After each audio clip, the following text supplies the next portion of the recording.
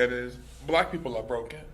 And accountability in our community means acknowledging and recognizing, first, who broke us? Okay. Who has been put in a position to play a role in currently breaking us? Once we do that, then we look at, now how do we cut out those two entities and rebuild? See, before a doctor touches you, first thing they do is examine you. It's an x-ray, it's an ultrasound, it's a biopsy. It's holding whatever broke, cut, shot accountable by first examining it. And in our community, we're so reactionary, right? Before we examine, we just react. Right. When there's police shootings, we running down to Mayor Goodman's at the city hall to say, defund the police. Not recognizing that the county controls Metro's budget, a great portion of it. So accountability means we got to slow down a little bit and first examine before we just go. Because while we start wasting 3-4 hours in the heat at city council, we realize, oh, we should probably be going and talking to the commissioners. Secondly, accountability looks like breaking the chains of blaming the victim. See, the greatest thing the enemy did was turn us and manipulate us to believe we are where we are because of us. And so we don't want to come together. We don't want to unite. We don't want to change the condition because we believe that we are where we are solely because of us. Oh, I'm poor because I chose to not do X, Y, and Z. Or, oh, I'm in this. No, you're not poor just because you're poor. We not criminal because it's in our nature. We criminal by circumstance.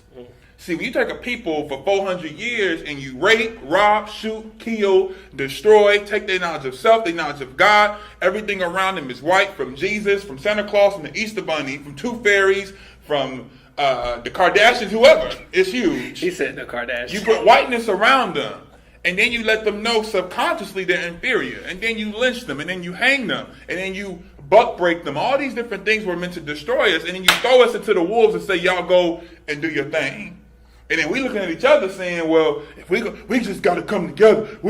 But you're not even identifying why we can't come together, which we can. But first, identify why you even say that statement. Right. So accountability for me, being the president of New Era Las Vegas, is understanding that we not the ones we should be blaming.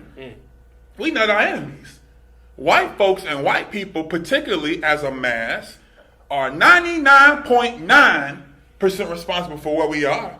But guess what? We are now 99.9% responsible for staying here. They took our culture, but we can choose to go get it back. They took our self-love, our knowledge of self, but we have to choose to now go get it back. So accountability means we got to stop begging, black folks, and we got to start building. Because those that broke you will never build you back up. And so that's what it has to look like. Not just holding the politicians accountable, but your best friend a pimp. See, we not just going to check the White House, we're going to check the dope house.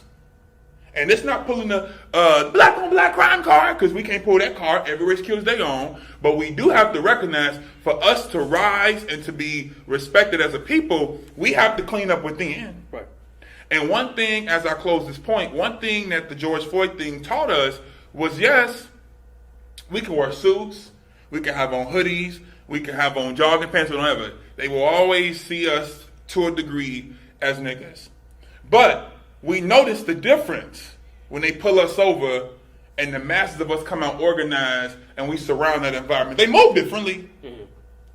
Asian people ain't come out with a bunch of marches and protests. What they do? They organize, they pull their resources, and we got a build before we can blink. Yeah.